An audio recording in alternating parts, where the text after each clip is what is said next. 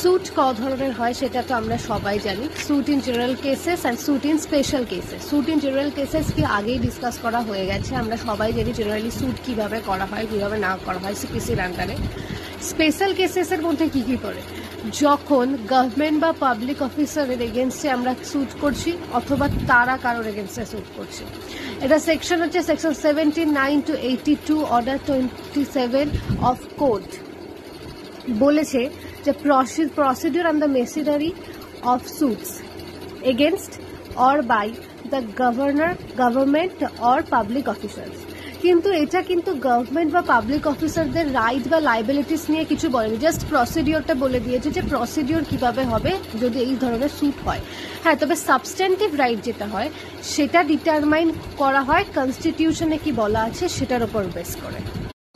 Section 80 subsection 1 কি বলেছে এটার সাথে কানেক্টেড, সেটা হচ্ছে অ্যাকচুয়ালি যখন জেনারেলি কোনো কেস হয় না তখন তো নোটিশ দিতে হয় ডিফেন্ডেন্টকে, কিন্তু এই ধরনের কেসে কিন্তু বলে দেওয়া হয়েছে যে কোনো প্রকারের স্যুট করা যাবে না যতদিন অবধি 2 মাস কমপ্লিট হচ্ছে নোটিশটা যখন সেন্ড করা হয়েছিল তখন থেকে। আবার কি নিয়ে স্যুট করা যাবে না? এমন কোনো বিষয় নিয়ে স্যুট করা যাবে না যেটা পাবলিক অফিসারের অফিসিয়াল ক্যাপাসিটির মধ্যে পড়ছে।